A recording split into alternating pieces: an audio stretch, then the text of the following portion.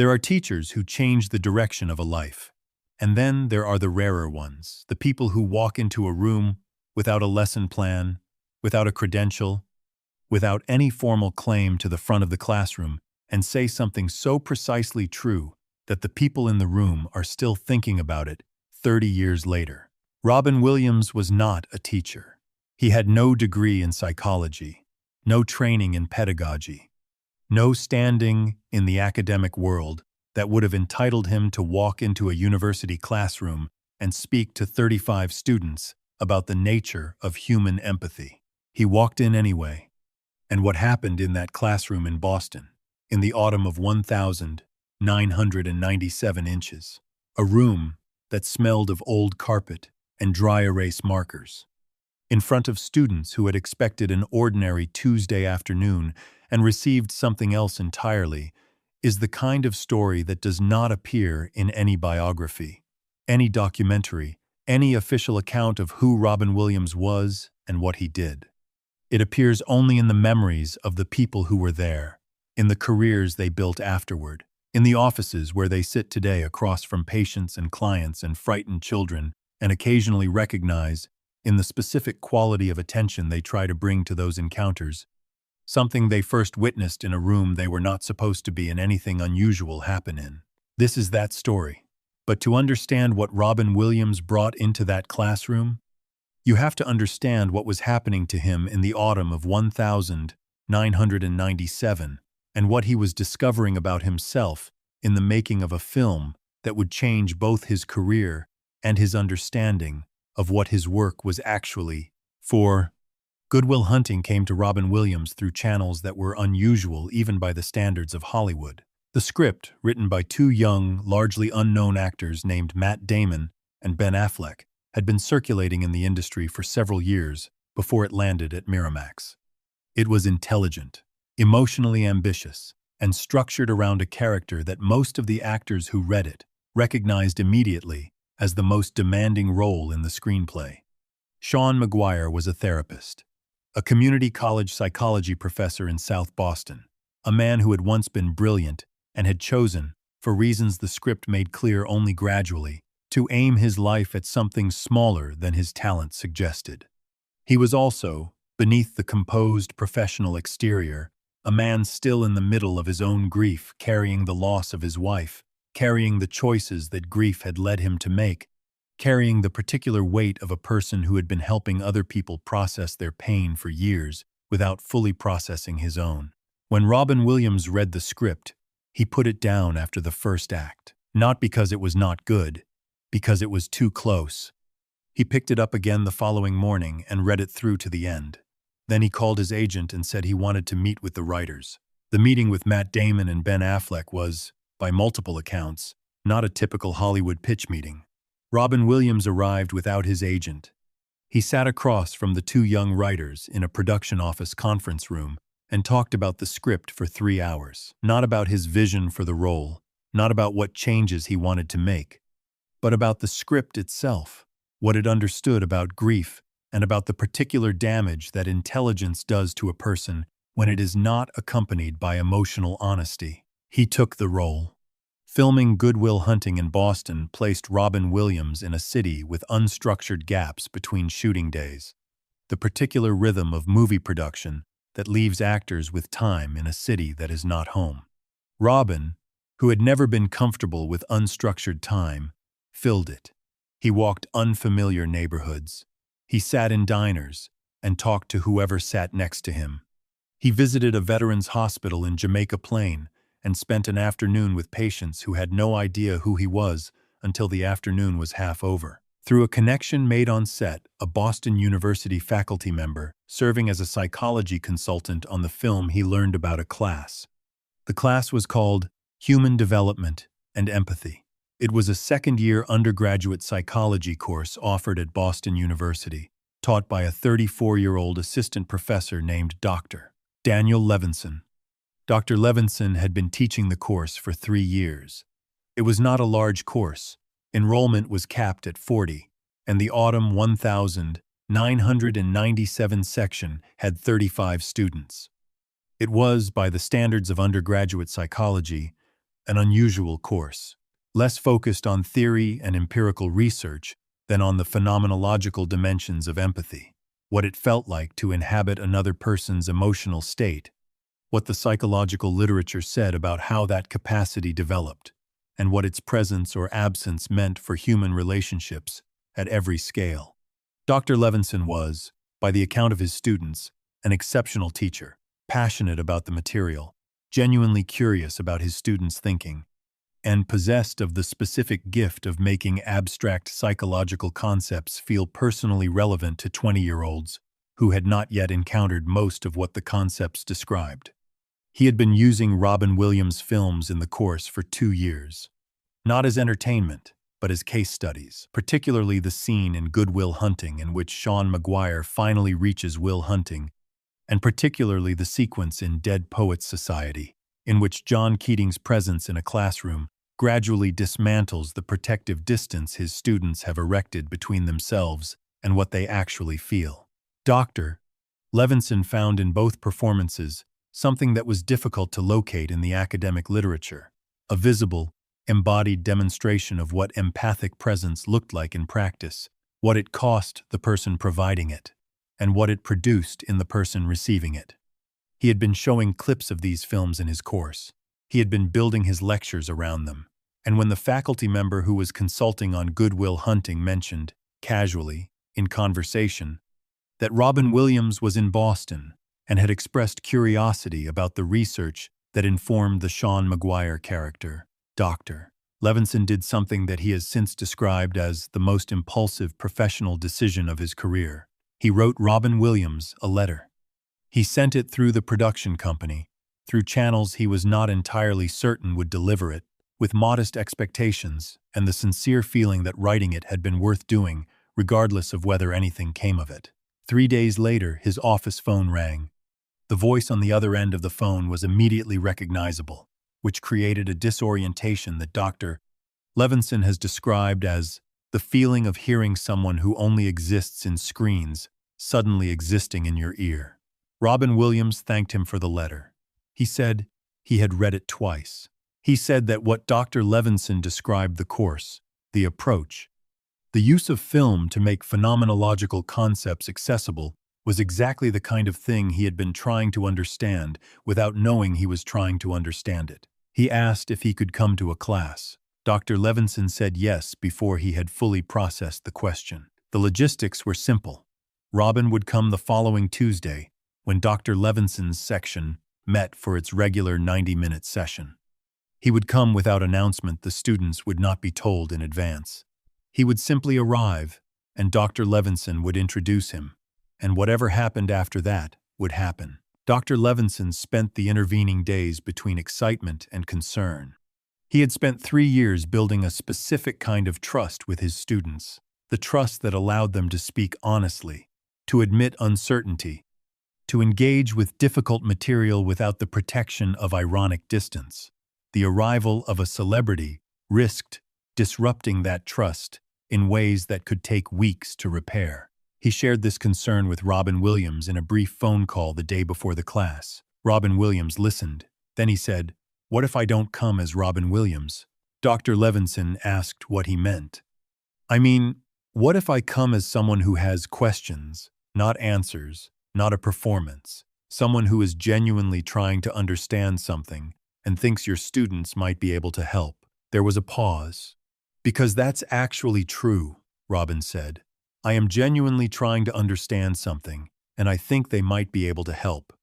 The class met at 2 o'clock on a Tuesday afternoon in a room on the 3rd floor of the psychology building at Boston University. The room held 40 seats, arranged in a loose horseshoe configuration. The layout Dr. Levinson preferred for discussions, which was how the course was primarily conducted. 34 of the 35 students were present when Robin Williams arrived. One student was ill that day and would spend years afterward being gently, sympathetically informed by her classmates of what she had missed. Robin came through the door with Dr. Levinson, wearing jeans and a dark sweater, carrying a coffee cup. Several students looked up. One student recognized him immediately and made a sound that caused the students on either side to look. Within approximately 4 seconds, the entire room knew who had just walked in. Dr. Levinson let the moment settle. Then he said, simply, "Some of you may know Robin Williams. He's going to sit with us today, because he has some questions about what we've been discussing. I'd like us to treat this the same way we treat everything else in this room, as a genuine conversation. Robin, do you want to say anything before we start?" Robin Williams sat down in an empty seat in the horseshoe, not at the front of the room, not in a position that marked him as the center of attention, but in the configuration of the group. He looked around at the students. "I'm making a film," he said, "and in the film, I play a therapist. And I've been thinking about what a therapist actually does, not technically, not procedurally, but at the level of what actually happens between two people when one of them is trying to help the other and the other doesn't want to be helped. I don't have an answer to that. I'm hoping you do." The room was very still for a moment. Then a student named Rachel Cho, 20 years old, raised her hand. "I think," she said carefully, "that wanting to be helped and being ready to be helped are different things. And the therapist's job isn't to move someone from not wanting to wanting. It's to be present with them while they find their own way from not ready to ready." Robin Williams looked at her for a long moment. "Say more about that," he said. What followed over the next 90 minutes has been described by every student who was present as unlike any class they attended before or after at Boston University. It was not a performance. Robin Williams did not do impressions, did not deploy his famous velocity of character and observation, did not fill the room with the entertainment energy that was his most visible gift. He sat in the horseshoe like a student, sometimes asking questions, sometimes listening with the focused, still attention that those who knew him well recognized as the mode he entered when he was genuinely learning something. He occasionally offered something from his own experience, from the making of Good Will Hunting, from the process of building the Sean Maguire character, from his own encounters with therapy at various points in his life. But he offered these things not as anecdotes, but as data, as contributions to a collective inquiry in which he was a participant rather than the subject. The students, after the first 10 minutes of adjusting to the reality of the situation, responded in kind. They spoke with a directness and a depth that Dr. Levinson would later describe as among the best discussions his section had produced across 3 years of teaching the course. They argued with each other. They argued with Robin Williams, a student named Marcus Riley, 21 years old, pre-med, planning at that point on a career in internal medicine, made an observation about the physiological dimensions of empathy that Robin pressed on for several minutes, pushing Marcus to articulate the distinction between the neurological substrate of empathic response and its phenomenological experience, until Marcus said something that surprised even himself. "I think the distinction doesn't matter as much as whether the person in front of you can feel that you're with them. The mechanism is less important than the experience." Robin Williams sat back in his chair. "That's exactly what I've been trying to figure out how to do," he said. "For 45 years. The room was quiet. How do you make someone feel that you're with them?" he said. And it was clear he was asking the question, not rhetorically, but sincerely, that he was a person who had been trying to answer it his entire life and was still not entirely certain he knew. "Because I think that's the whole thing. I think that's the whole thing in the film, and I think it's the whole thing in a room, and I think it might be the whole thing in a life. How do you make someone feel that you're with them?" Rachel Cho, who had spoken first and had been listening carefully since, said, "You stop performing and you start listening." Robin Williams looked at her. "I know," he said quietly. "I know. But sometimes for some people the performing is the only way they know how to be present. Sometimes the performing is the closest thing they have to actually being with someone, and I'm genuinely not sure whether that counts." The room stayed with that. The 90 minutes ended. Dr. Levinson called the class to a close. Students began to gather their things. Robin Williams stood, shook hands with the students who approached him, answered questions for another 20 minutes in the informal dispersal of the class. Before he left, he spoke briefly with Dr. Levinson in the corridor outside the classroom. He thanked him for the letter. He said the class had given him something he would take back to the set. He asked about several of the students, by name Rachel Cho, Marcus Riley, two others who had contributed observations that had stayed with him. Dr. Levinson gave him what information was appropriate to share, which was not much, but Robin did not seem to need much. He simply wanted to know that they were real people with real futures, which, of course, they were. He left through a stairwell exit, avoiding the main corridor, where word of his presence had apparently spread to students from other classes who had begun to gather. Dr. Levinson went back into the classroom. It was empty. The chairs were, as the students had left them, slightly displaced from the horseshoe configuration, the physical record of 90 minutes of genuine discussion. He sat in one of them for a while, in the empty room, thinking about what had happened. He thought about the question Robin Williams had asked, "How do you make someone feel that you're with them?" And about the fact that it had been asked not as a screen character's question but as a genuine one, by a man who had spent his entire professional life performing presence for millions of people and was still uncertain whether what he was doing qualified. He thought about Rachel Cho's answer, "You stop performing and you start listening," and about Robin's response to it, "I know, but sometimes the performing is the only way some people know how to be present." He thought about that for a long time. Rachel Cho graduated from Boston University in 1999 and went on to a doctoral program in clinical psychology at the University of Michigan. She has been practicing as a licensed therapist in the Boston area for over 20 years. Her colleagues and supervisors have noted a specific quality in her work since her earliest clinical training. She sits with patients without the professional distance many clinicians deploy as self-protection. She asks questions and then waits, genuinely waits, for the answer. Patients notice it without always being able to name what they are noticing. When asked where this quality came from, she describes a Tuesday afternoon in a psychology classroom in 1997. A man in jeans and a dark sweater, sitting in a horseshoe of chairs, asking a genuine question. "He taught me what it looked like," she has said. "Before that class, I had the theory. After that class, I had seen it. Seeing it made all the difference. It gave me something to aim for. A picture of what it actually looked like when it was real." Marcus Riley did not go into internal medicine. He changed direction in his final year and completed a medical degree in psychiatry. He is now a child psychiatrist in New Haven, Connecticut, working with children who have, in many cases, stopped expecting to be genuinely understood by the adults around them. "He wouldn't let me off with the science," Marcus has said of that afternoon. "The science was my protection." He kept asking, "But what does it feel like from the inside?" Eventually, I had to answer that, and answering that sent me in a completely different direction. The third student, Sophie Park, 19 years old in that classroom, who had said almost nothing during the 90 minutes, but had watched everything with an attention so focused that Dr. Levinson had noticed and wondered about it, went on to become a social worker, specializing in trauma-informed care for children in the child welfare system. In a piece she wrote for a community newsletter years later, she said, "I watched a man who had everything sit in a circle of 20-year-olds and ask for their help understanding something, genuinely.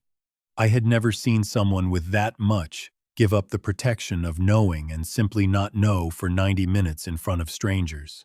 I have tried to do that ever since.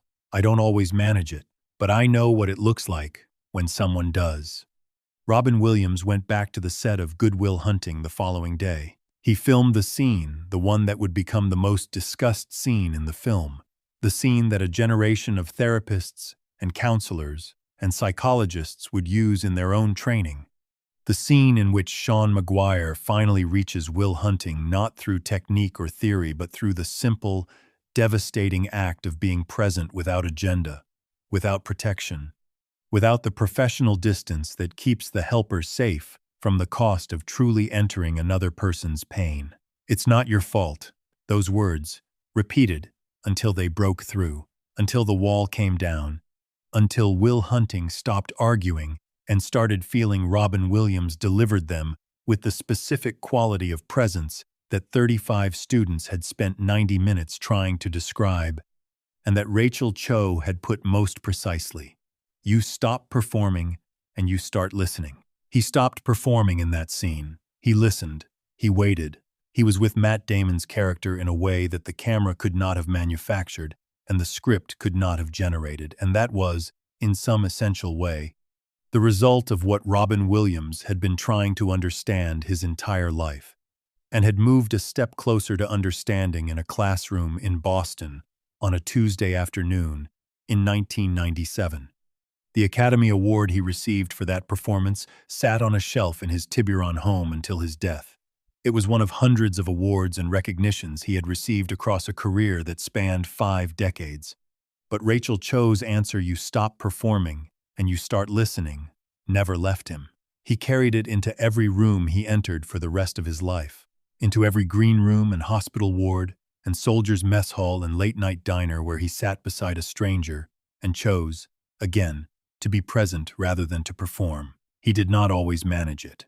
He was not always able to put down the performance and simply be there. But he tried. Every time. Because he had seen in a classroom in Boston, in the faces of 35 students who had no reason to give him anything, and gave him everything, what it looked like when the trying worked. And he had understood, in the deepest way a person can understand something, that it was the most important thing he would ever learn.